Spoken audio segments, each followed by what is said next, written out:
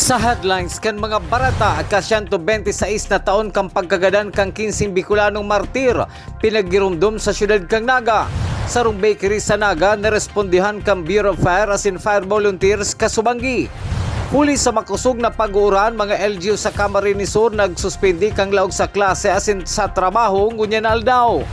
907th Auxiliary Flotilla Squadron kang Coast Guard Auxiliary District Bicol nagkondusir in bloodletting activity. Diyos marhay na hapon. Ako si Mark Mendoza, ang saindong tagapaghatod Bareta. Huli kang namatean na pabagsubogsong pagbulos kan makusog na uran sa Camarines Sur. May nagkapirang local government unit ang nagpasuspender kang laog sa klase asin trabaho ngunya na aldaw. Aramot ang pletong detalye sa report ni Jerome Bree. Hinuli sa namatean na makusog na pag-uran darakan na Northeast Monsoon na sa perang parte kan Camarines Sur. Nagsuspindi nin klase ang banwanin Libmanan Camarines Sur asin banwanin Sipokot. Kaso bagong aga, ang nasabing mga banwaan ang nagpalawas na kansendang advisory para sa mga estudyante asin mga paratukdo. Ang barangay Palong kan Libmanan haros na luwagman sa tubig baha darakan na pag-uran. Ang Municipal Disaster Risk Reduction and Management Office kan Sipokot nakaantabay man sa mga lugar na kadaklang binabaha tuyong nagkukusog ang pag-uran sa banwaan. Mayo pa nin abiso kuno arin mapalawas girarinin advisory sa pagbalta nin klase sa nasabing mga banwaan. Para sa Gen TV48 Naga, Jerome Breeze. Mientras tanto, liwat na nalantop nin tubig uran ang mga umahan sa banwaan nin Magaraw, Camarines Sur. Ang nasabing mga umahan ang dati naman binaha durante kang shareline kang nakalis na Disyembre. Sa banwaan man nin Lupi, Camarines Sur, dahil naman maagihan ang spillway sa poblasyon Barrera Jr. asin poblasyon San Pedro. Huli kang paglangkaw kan tubig matapos ang makusog na pag-uuran ngunya na aldaw. Sa iba pang bareta, nangapudan ang PDRRMO Camarines Sur sa publiko na daitulos magtubod sa naglalakop na advisory. Mapadapit sa pagsuspender kan klase kan suugmang petsa 3 kan Enero. Mayo man subuot pinaluwas na advisory ang PDRRMO mapadapit sa suspension of classes kan suudma. Inabisuhan naman ang publiko na iberipikar nin tultol ang pinaghahalian kan mga advisory bago ini i-share sa iba. Padagos pa sa mga bareta, pagkumemorar kan pagkagadan kan 15 Bicolanong martir, ginibo kan sumagong aga sa Plaza 15 Martires. Detalye sa report ni Melvin Machado. Day napugulan kang pag-uuran kasubagong aga ang programa kang lokal na gobyerno kang Naga na nagigirumdum sa ika-126 na taon kan pagkagadan kang 15 Bicolanong martir durante kang panahon ng Kastila. Ginibong halipot aktibidad sa Plaza 15 Martires kung presente sinda Alcalde Nelson Legacion kang Naga asin mga konsihal, Naga City Police Office, Naga City Fire Department, DepEd Naga, Boy Scout of the Philippines, mga membros kang Free and Accepted Mason sa Naga asin saro sa partidaryo kang 15 martir. Of these 15 Bicolano martyrs, we came to know of their strong will in standing firmly for the freedom that they believe in. And the same as with them, we are being invited not to yield to challenges we face nowadays. We should not succumb or surrender to the difficulties and hardships just because they are beyond our control. Instead, we must transcend beyond these limitations through determination and every form of innovation. On behalf of the descendants of the 15 Bicol martyrs, I would like to express my gratitude to the city officials led by Mayor Legacion, Vice Mayor Diasis, and the Sangguniang Panglungsod for its continued yearly commemoration of the martyrdom of our ancestors. Si City Councilor Jose Perez, Chairman kang Committee on Arts and Culture sa Sangguniang Panglungsod kang Naga, tubod na dapat ipag-orgulyo kan lamang Bicolano na igwang mga nakipaglaban para maging talingkas ang mga taga-Naga laban sa mga dayuhan. Yan kay puan ang yaon sa puso ta ang sense of pride, ang sense of heroism. Pareho man po sa ibang lugar. Ang mga taga-Kalamba po, they are very proud na ang national hero, kababayan ninda. Kaya po baga ang Kalamba ngunyan, dati munisipyo sana, ngunyan sa ng progresibong syudad. Parte kang programa kang pagkumemorar kang ika-126 na kagadanan kan 15 Martires, iyang pagdulutin burak sa monumento kan mga ini. Para sa GNN TV 48 Naga, Melvin Machado, Newsbreak. Mientras tanto, plano man ni City Councilor Jose Perez, Chairman kan Committee on Culture and the Arts, na magpaapod meeting sa nagkapirang sektor sa Naga na makakatuwang sa pagpromote kang kultura sa syudad ng Naga asin ang istorya arog na sanakan 15 Bicolanong martir. Paut ko pong bilang chairman ng Committee on Culture and the Arts na i-meeting po itong mga various groups na ang advokasya po iyo ang pagpromoter kang sa tuyang kultura, kang sa tuyang istorya, kasi kang sa tuyang mga ginikanan. Sa pagbabalik kang Newsbreak, sarong bakery niresponderan kan mga bumbero kan Subanggi. Yan asin iba pang mga bareta sa pagbuwalta kang GNN TV 48 Naga Newsbreak.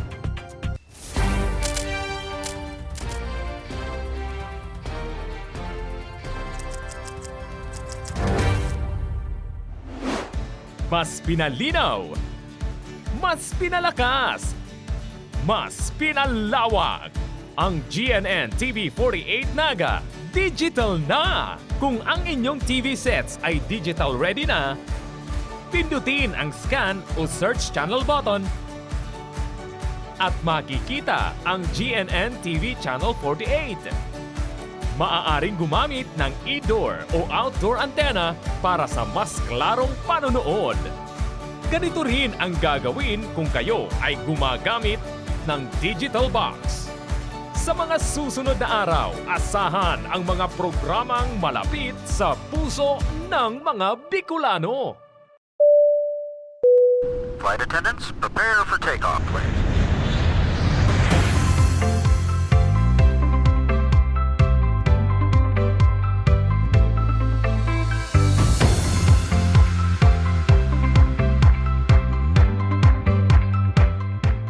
Slip life vest over your head. Take the tape around your waist.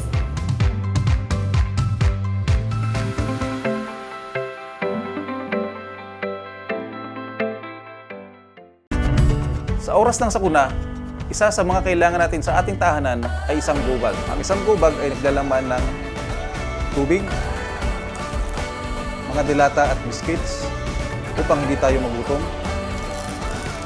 energy bars o energy drink, first aid kit, communication devices tulad ng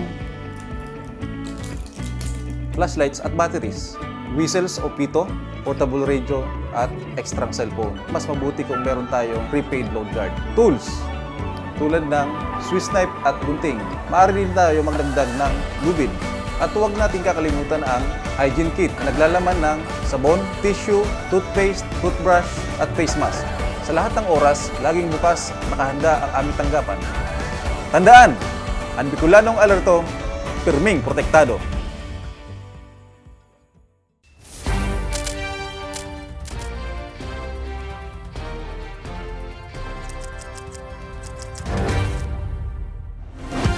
Padagos pa sa mga bareta, daina nagngalas kung maski banggi igwang mga personahe kan Public Safety Office sa sentro kang Naga. Nagpuon na kaya ang sa indang bagong deployment puon kan suudma. Ang detalye sa report ni Melvin Machado.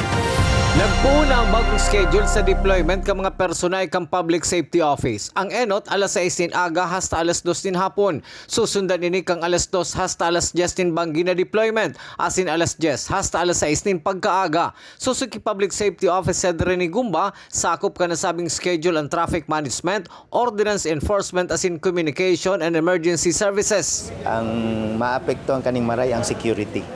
Isinda ang may tulong shift. Alagad sa tuyang traffic management and ordinance enforcement, duwang shift sana po.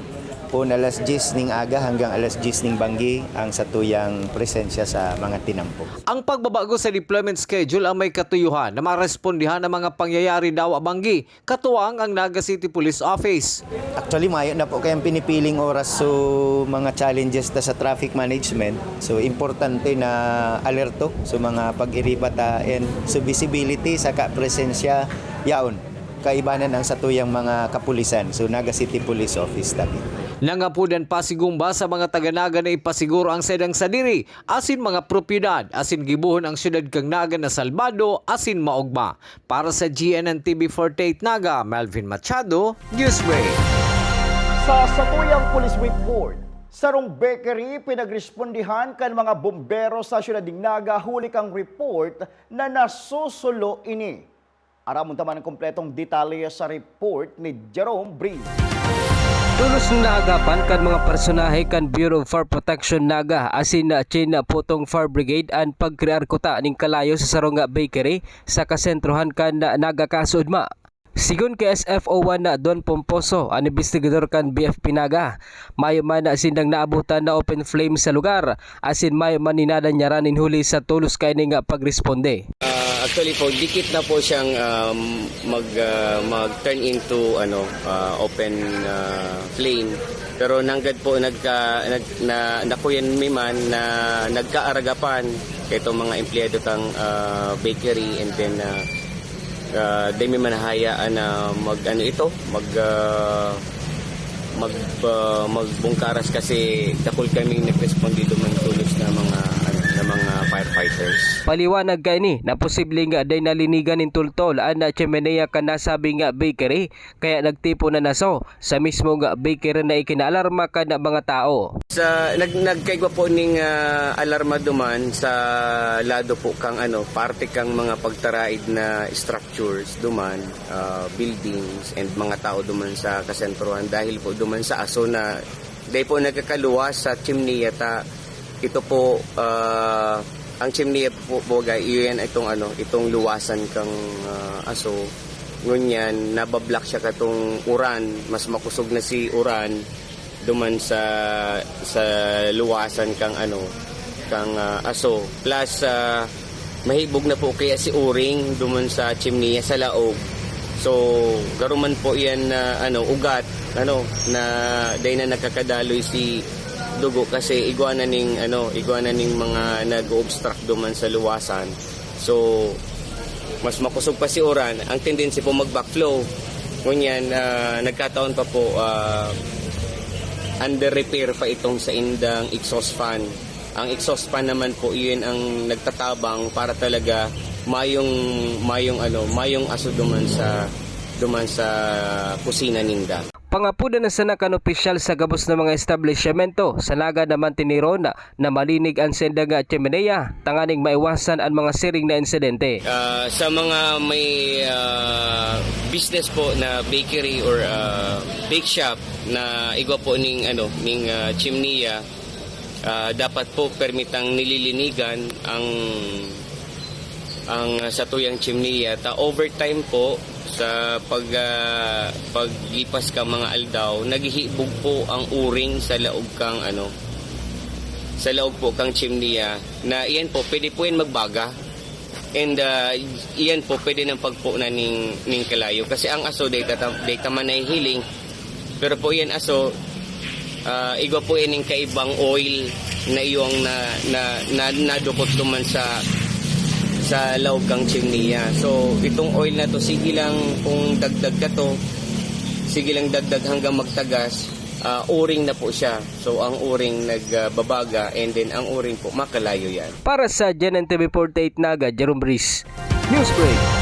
Sa iba pang bareta, yaon ngunyan sa kustodiya kan Sorsogon PNP ang driver kan kolorom na van na pinag-aprehinder sa Barangay Gilahon, Sorsogon City. Huli sa pagpalunad kainin 17 pasahero hali sa Northern Samar, pasiring sa Cubao sa Quezon City.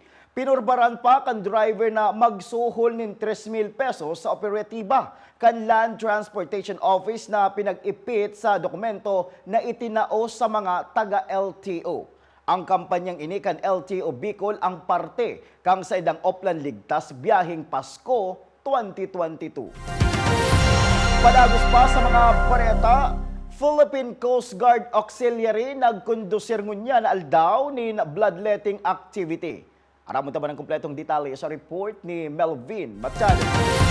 Mga members ng Philippine National Police, Bureau of Fire Protection, Coast Guard Auxiliary at baging estudyante kang Naga College Foundation ang inabutan kang GNN TV48 Naga na nagpapartisipar sa bloodletting program kang Coast Guard Auxiliary Bicol 907th Auxiliary Flotilla Squadron sa Baydan Lugan, Barangay Dinaga, Syudad kang Naga.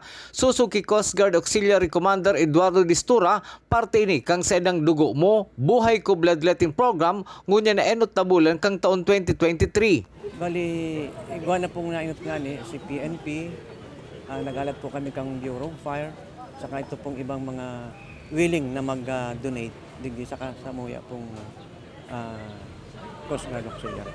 Target man nila makatipon ng 50 bag ng dugo na pwedeng ipapasaray sa blood bank kang Bicol Medical Center asin pwede magamit kang sa mga members kung kinakaipuhan asin kan iba pang mga ngaipo.